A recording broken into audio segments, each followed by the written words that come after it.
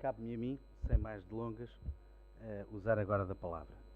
Irei tentar consumir pouco tempo, desde logo porque, enfim, não me parece, cada vez mais me parece, que sermos muito extensos muitas vezes não capta a atenção das pessoas, que é aquilo que nós pretendemos. Com esta nota introdutória, começo por saudar o Dr. Paulo Sousa de Almeida, que me antecedeu e que disse palavras bem sábias. Boa parte delas eu não irei repetir, precisamente por isso, porque já foram ditas. Cumprimento também a professora Isabel Menezes Campos, que nos acompanha nesta aventura. E cumprimento, sobretudo, o professor Luís Menezes Leitão, Sr. Bastonário, e cumprimento especialmente porque, não por ser óbvio numa circunstância como esta, seria estranho que eu não fizesse. Não, é por um outro motivo. Porque, como ele próprio dizia, é eleito e de repente cai-lhe um asteroide em cima. Ou seja, caiu-lhe uma pandemia para a qual nenhum de nós estava evidentemente preparado, porque a última que tínhamos tido tinha sido há 100 anos e em condições sociais, técnicas, totalmente diversas desta.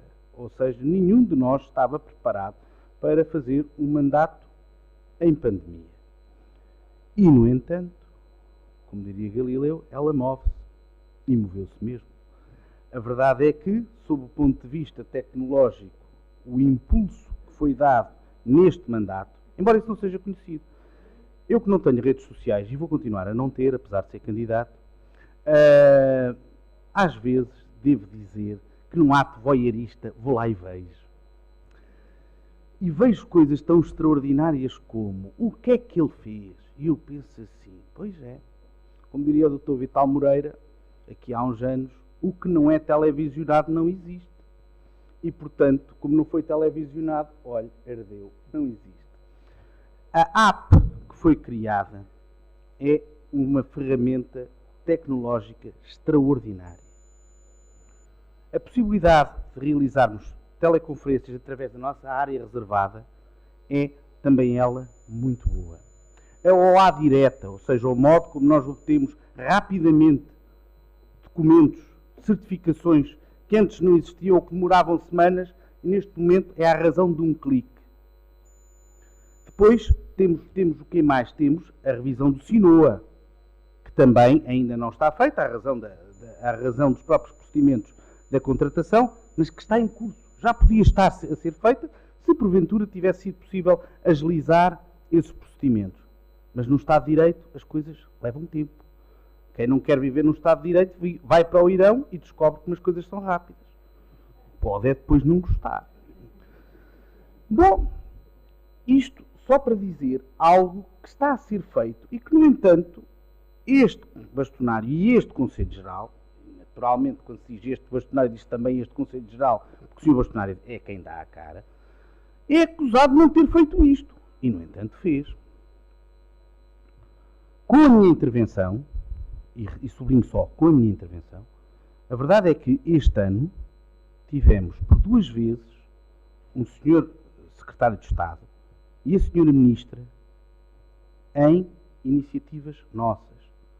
Isto faz-se porquê? Porque este bastonário e este Conselho Geral entendeu que, independentemente das posições muito críticas que tem tido em relação ao poder político, pode e deve dizer assim, estamos cá para falar convosco, seja quem for.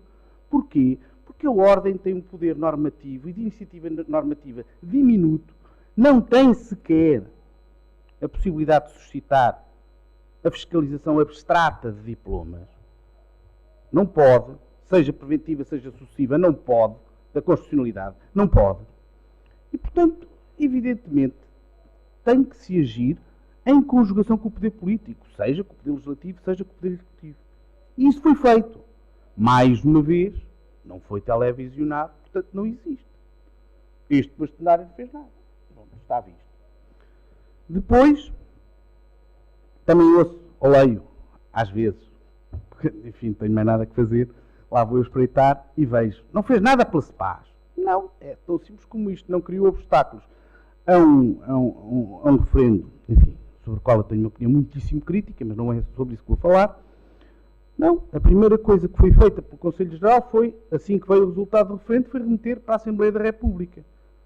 Agora, o resultado é tão imprestável que, obviamente, apenas uma senhora deputada, na altura independente, que começou no PAN e agora está no Chega, é que lhe pegou. Mas o Bastonário tem culpa? Teria que andar com um ancinho atrás e dizer vão, façam. Era isto? Não, por certo que não. Isto tudo para vos dizer também, tem sido também este bastonário, bem, vá lá aqui com um pouco mais de televisão, portanto, pelo menos sobre isso está um bocadinho mais salvaguardado, que se tem batido contra a ofensiva que corresponde à tentativa de alteração das associações públicas profissionais, da Ordem dos Advogados em particular, através enfim, desses irmãos siameses que são a OCDE e a Autoridade para a Concorrência. Com coisas tão extraordinárias como dizerem que para ser advogado não é necessário ter uma licenciatura em Direito, é uma questão de irem ler. Está lá.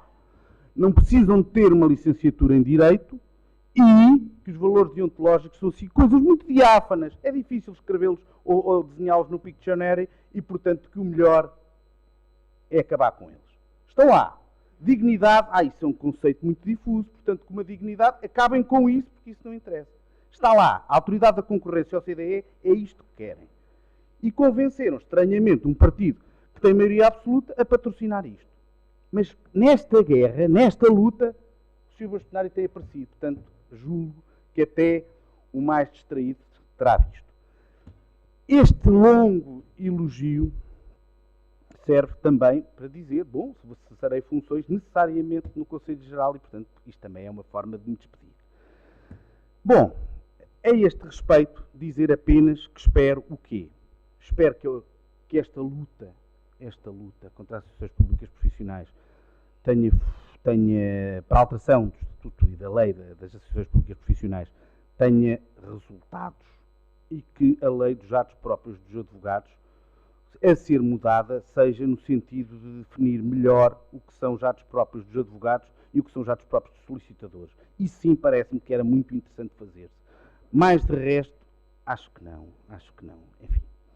Depois, era também interessante, e já agora, era interessante, se não aparecer outra pandemia ou outra coisa estranha, e parece que pode aparecer, era interessante conseguir, o próximo Conselho Geral conseguir fazer aquilo que era uma ideia, uma promessa que era da Escola Superior de Advocacia, e seria muito interessante em matéria de formação contínua.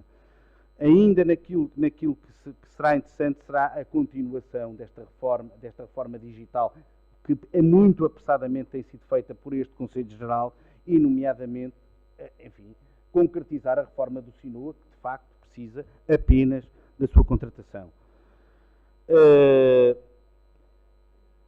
Será também interessante que se consiga alcançar uma solução sossegada, espera-se, para as questões do acesso à saúde e às reformas que a todos nos interessam, mas que seja sossegada. O barulho em público só nos cria problemas. Por um lado, porque desprestigia a CEPAS, e a solução pode passar pela CEPAS. Por outro lado, porque se a solução tiver que passar pela Segurança Social, todos nós somos advogados, todos nós sabemos que uma negociação se faz muito melhor quando conseguimos ter cartas na manga. Para ter cartas na manga é preciso haver sossego. Digo eu, claro, não sei. 26 anos depois de ter deixado de ser estagiário, é esta a ideia que tenho, mas posso estar enganado, naturalmente. E por fim, ainda nesta parte introdutória direi que espero muito sinceramente que quem venha a seguir aproveite aquilo que conseguimos fazer, nomeadamente as portas que conseguimos abrir, e que a verdadeira atualização da tabela de honorários e depois a verdadeira atualização do próprio sistema de acesso ao direito aos tribunais possam ser consumadas as duas no próximo triênio e com este Conselho Geral reeleito, porque o merece. Dito isto, vou passar à minha parte. Ora bem, do mesmo modo como entendi, no Instituto de Acesso ao Direito, está aqui o Jorge Afonso, está aqui a Carla Silva e Cunha, não me deixam mentir, eu não gosto de ideias eleitoralistas. Não gosto, ponto. A demagogia faz-me mal, enfim, dá-me alguma urticária e, portanto, não é por aí que vou. A primeira ideia é cumprir as regras que já estão, até porque o Conselho Fiscal é um conselho, é um órgão que funciona muito como a Rainha de Inglaterra, ou melhor, um pouco mais que a Rainha de Inglaterra. Tem alguns poderes de fiscalização, tem alguns poderes negativos, não tem muitos poderes positivos. E, portanto, deve assim continuar. Ainda assim, pode e deve pegar em algo que uma lista concorrente, direi, enfim, encabeçada por alguém que já assumiu, já teve funções no órgão, o que é particularmente negativo, anda a prometer que tentará convencer o Conselho Geral a fazer uma auditoria. Ora bem, isto é demagógico, descabido e despesista. O que para um Conselho Fiscal estamos bem, não é? Por uma razão. Num Conselho Geral, que eu por acaso fiz parte inicialmente, ordenou a realização de uma auditoria.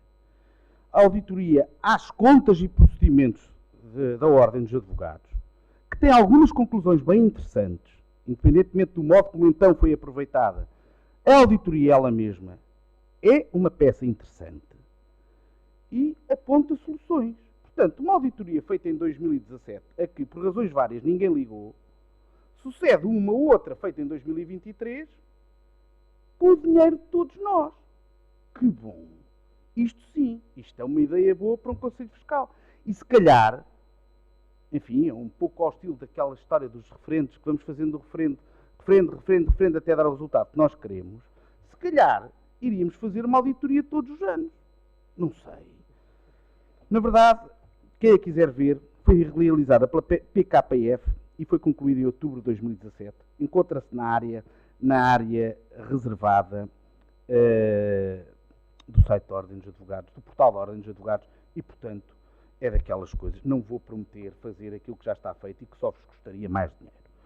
O que é que vamos prometer? Vamos prometer fazer algo que é muito importante.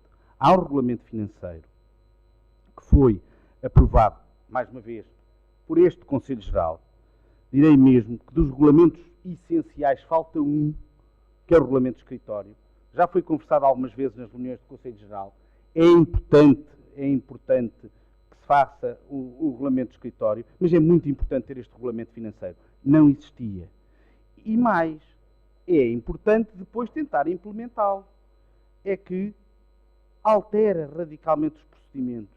E as pessoas não têm culpa de não terem prática numa coisa que não existia. E, portanto, o Conselho Fiscal não irá agir de modo punitivo, dizendo assim, estão a ver esta normazinha do regulamento, tinham que a cumprir. Mas nós não sabíamos. Mas tinham a obrigação de saber. Não, esse não é o papel de um qualquer órgão responsável. Não, é dizer, olha, há esta norma, os procedimentos que entendemos que devem ser tomados são estes. Este e este. Portanto, será muito satisfatório que no final do mandato, 3 anos depois, a prática ao encontro do que está regulado sejam conformes. Isto é a minha aspiração. Dirão, é modesta. Não, é realista. É realista e destina-se a que toda a gente possa viver com alguma tranquilidade. Depois, dizer o quê e ainda. Dizer também que deveremos também verificar que resoluções é que foram tomadas, nomeadamente dos congressos.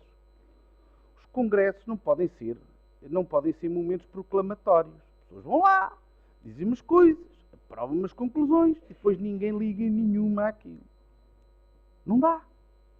É interessante ir ver o que é que os colegas, quando reunidos no seu órgão mais significativo, o que é que andaram a decidir e o que é que se pode aplicar. É interessante. Voltamos ao mesmo. Nós no IAD tentámos aproveitar todas as ideias de quem veio antes, nomeadamente as da doutora Sandra Ortiz Silva e as do Dr. Mário Diogo. E demos lindamente. Foi muito bom. Aliás, fartámos-nos de os elogiar porque o trabalho era bom. E, portanto, é preciso ver o que é que está antes feito e não andar com ideias mirabolantes como aquela que eu acabei de vos dizer. Posto isto, concluo, porque, na verdade, não é a mim que me querem ouvir. Dizer o seguinte: o cumprimento dos deveres de auxílio e vigilância é o ponto fundamental da ação do Conselho Fiscal. Porque, como diz o povo, as boas contas fazem os bons amigos.